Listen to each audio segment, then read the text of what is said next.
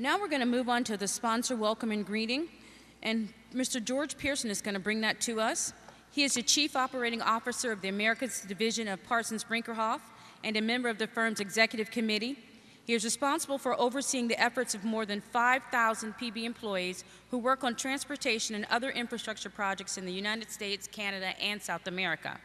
Prior to his appointment as the COO of Americas in January of 2008, Mr. Pearson was PB's General Counsel and Secretary. Mr. George Pearson.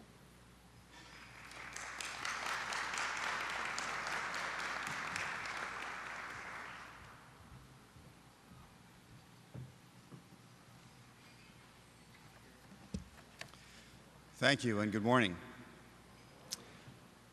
On behalf of Parsons Brinckerhoff, it's a great pleasure to welcome you to the 37th Annual Comto Conference Legislative Breakfast. As the new president of Parsons Brinckerhoff, this is my first Comto conference, and if it is to be judged by the warm reception that we all received last evening, then it certainly will not be my last. I'm actually quite pleased to see after that reception so many people made it this early in the morning. I'm truly proud of the strong corporate support that PB has given Comto over the last many years. That legacy was begun by my predecessors and continued through the years. Included amongst my predecessors is Bill Smith, who currently serves as Comto's second vice chair. It's my intent to continue to support those efforts and have PB support those efforts through the coming years. I think the best evidence of that is that Julie Cunningham had talked me into giving a discussion on contract law later this morning. As I'm sure everyone in this room understands, you simply just can't say no to Ms. Cunningham. In addition to Bill Smith's service of Comto, I also hope later in the conference to hear the welcome news that PB's Brad Mims has been elected to the Comto board. Again, another clear sign of PB's commitment to Comto in the future. I'd like to take just a few moments to talk a little bit about PB. After all, I have the microphone, and this is a great audience to give a great advertisement. I personally feel truly blessed to be working with PB and all the PB wonderful employees. We, in fact, have 2 full tables of PB employees, all of which showed up again early this morning. PB is a company that's entirely employee-owned. I sit on the board of directors of PB, and so in a very real sense, my bosses are all right here. PB has stayed in business and thrived for over 100 years based on many factors, but the pillars of PB's success has been the commitment to equality, to diversity, and to ethics. And it's one that I feel proud to lead forward into the future. In the area of diversity, we still have, within PB and within our industry, some way to go to really look like America. It's therefore incumbent upon all of us to do what we can to further that goal. It's not just the right thing to do, it's not just a good thing to do, but it's critically important to the vitality and success of our industry and of PB. Therefore, I remain committed to the promotion of diversity not only within PB, but within the industry. Tracy Besselow is here. Tracy is our engagement leader, if you will, within PB and leads our efforts in diversity. She is an enthusiastic and wonderful leader in that area, and she's in my office all the time. One small step amongst many that PB is taking in order to promote diversity is to fund scholarships to deserving minority students. I don't want to take the thunder away from the luncheon tomorrow, but I am proud that PB has funded 2 scholarships, the PB Engineering Scholarship for $5,000 and the PB Golden Apple Scholarship for $2,500. Again, I'd like to extend to everyone at the conference a welcome on behalf of PB.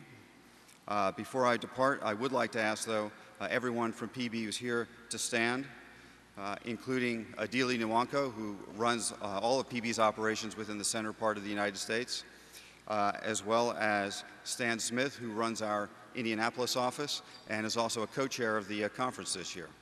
Thank you very much.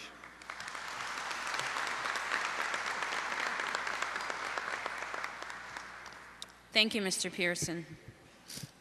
We want to take a moment now and prepare for our invocation. We're excited to have from right here in Indianapolis, Reverend Charles W. Thurman, who is founder and leader of Liberation AME Zion Church here in Indianapolis. Reverend Thurman.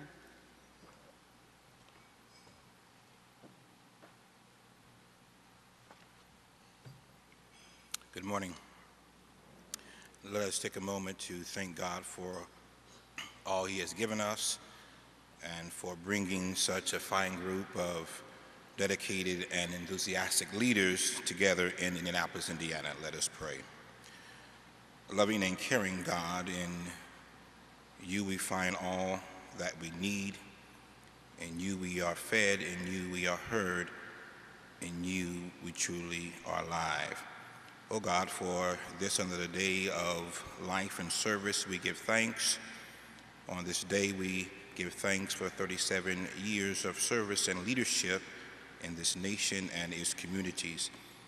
Let us now, God, thank You and send now Your Spirit to assist us to lead and serve as You intend. We ask for Your help, O God, our Father, to rightly give our individuals and collective gifts and talents to our communities. Let us again today help us, O God, to refurbish our intentions and to give of ourselves in ways that make a difference to our families, to our towns, to our nations and communities. Help us to maintain our focus with determination and the knowledge that we are mortal men and women in need of Your assistance. We ask now for Your heavenly blessings over this morning's occasion. Your servants, these officials, workers, leaders, and speakers. We ask this in the name of our Creator, Sustainer, and Redeemer. Amen.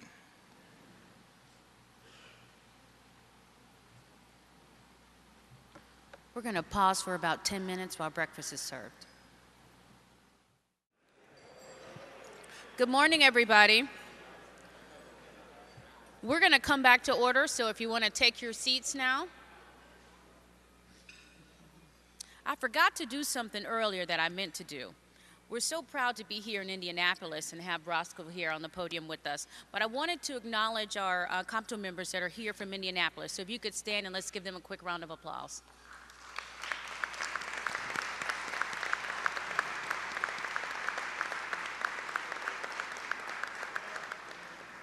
Thank you, Indianapolis.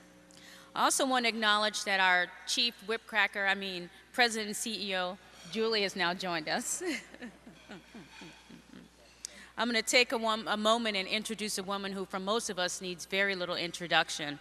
Our national chairwoman is Ms. Shirley DeLibrio. She's been in the transportation industry for 28 years. She started when she was very, very young. She's worked in several cities. Most recently, everybody remembers her from being the president and CEO of Houston Metro and how she brought new expansions there. She has been named in Good Housekeeping and the Governing Magazine for the work that she's done in the transportation industry. She's been recognized in the past as the chair of APTA, American Public Transportation Association, and the first vice chair of Comto. She's been a longtime supporter of Comto, and we've been under her leadership for the last year or so, and she's done a wonderful job. Ms. Shirley DeLibrio.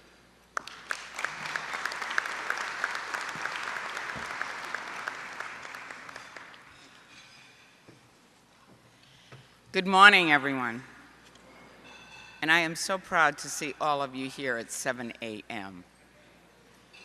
It gives me deep honor to introduce this woman that we all see on TV all the time. I'm sitting over here talking to her, and I'm in awe.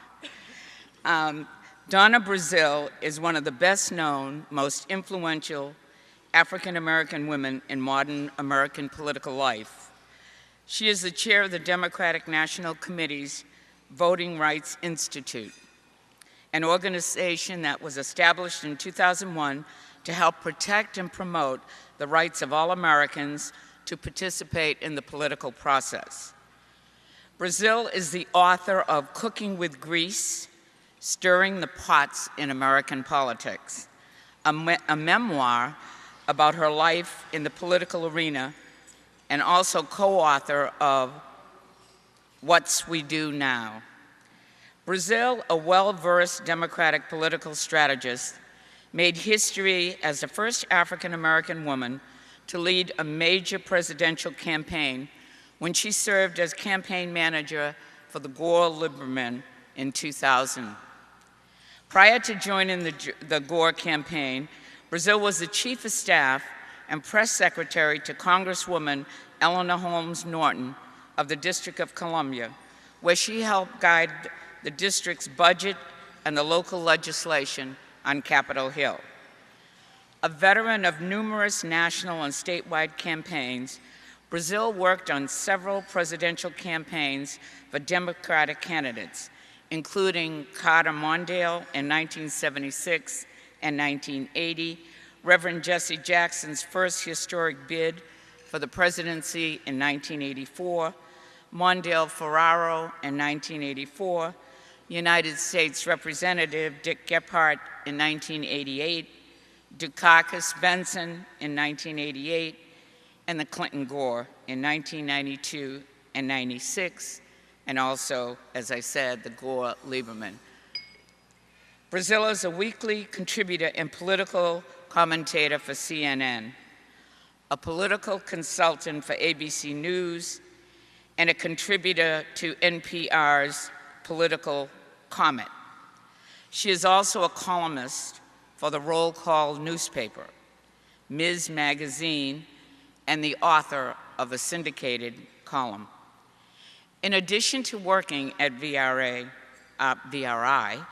Brazil serves as an adjunct professor at Georgetown University. She has served as a senior lecturer at the University of Maryland, resident fellow at Harvard University's Institute of Politics, and as Senator Wyona Lippman's chair at Rutgers University Center for American Women in Politics.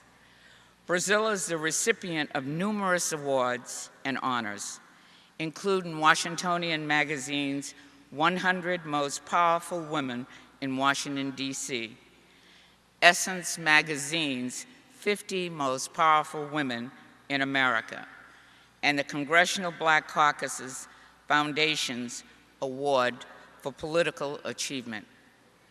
Brazil, a native of New Orleans, earned her undergraduate degree from Louisiana State University in Baton Rouge in 1981, and was awarded an honorary doctorate of humane letters from Louisiana State University in 2005.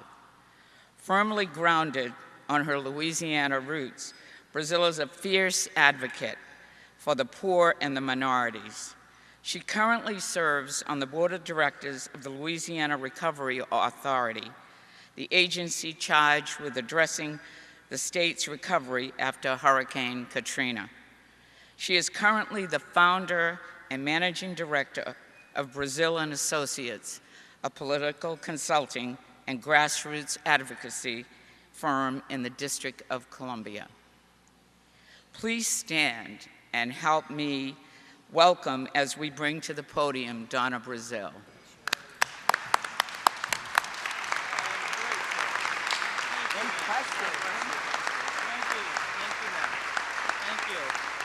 Thank you. Thank you so much. I hope this mic is hot.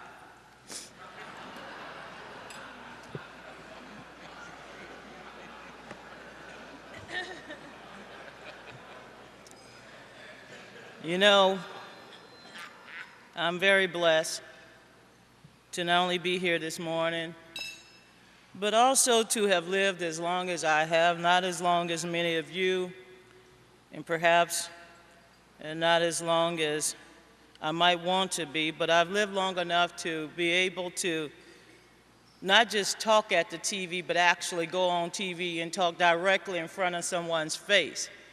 So yesterday I got up and I knew my topics: Iran, Iraq, national security, economic policy, and of course we have this conversation about the gaffes of the week. And I anticipated that one of the gaffes that our host, George Stephanopoulos, would bring up would, of course, be the conversation that Reverend Jackson had off the record with a hot mic. So I anticipated that George will, who, of course, sits to my right most of the time, but yesterday was on my left, would make some comment about not just Reverend Jackson, but Reverend Sharpton, and those who have served our country so well, the leaders who made it possible for people like me to even be on TV. So when my opportunity came, which was shortly after George Will did as I suspected he would do, which was criticize the civil rights leaders, I immediately went into what I call character. And I looked at George and I said, you can repudiate me if you want to, but I respect Jesse Jackson. And without going into much detail about why I respect Reverend Jackson, which should be obvious, had it not been for Jesse Lewis Jackson and his historic bid in 1984 that gave so many of us who were young and restless, searching for tomorrow and one life to live, an opportunity to serve, I would not be on that round table, nor would I have had the opportunity to go through the motions and rise through the political pipeline to become the first black woman to lead a major political campaign. Nor would it be possible for Barack Obama to be the nominee of the Democratic Party. So I said, I am proud of Jesse Jackson. And this is not, thank you. And when you believe something, my friends, whether it's politically correct or whether the polls tell you you should say it or not, if you believe something, you should speak with convictions. And before I give my remarks, I want to say that I am so honored to be in a room with Jerry Moore. Reverend Moore is someone I met. Thank you, Rev.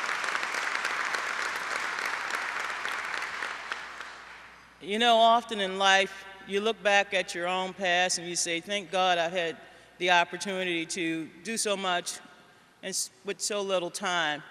And I was a 21-year-old kid coming off the Amtrak train in Washington, D.C., and Walter Fauntroy, the congressman from the District of Columbia, the delegate, and gave me an opportunity to be an intern, which allowed me to work for the Congressional Black Caucus.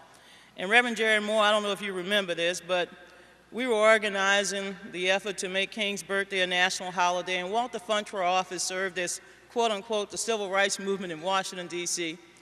And Reverend Moore came through the office one day to not just bring petitions, but also to remind Reverend Fauntroy that we had to do some work in Washington, D.C. I don't know if you recall, but you had an office also on 9th Street. That's where the Push office was located. And you volunteered that office to be our headquarters so that we could get off the hill and do our official business in the community. So I want to say thank you for your service. We stand on your steely shoulders. You made a difference in all our lives, and we are blessed today because you are still a guiding force in our country and our movement. So God bless you, sir.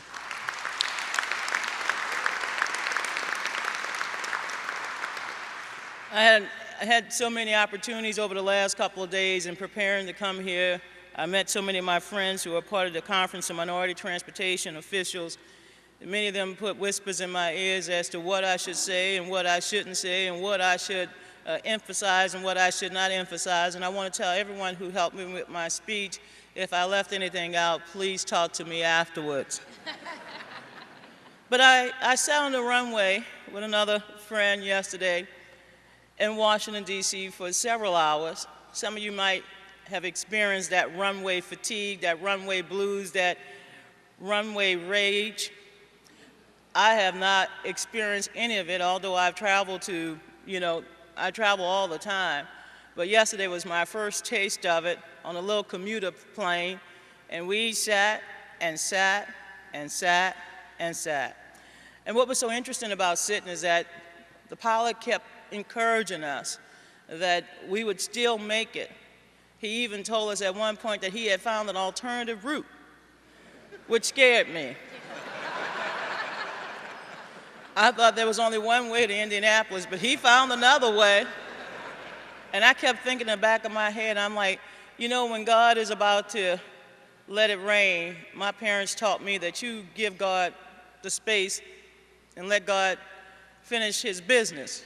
And so I was looking at my little computer and I saw the Doppler system. A huge storm was heading our way toward Washington, D.C.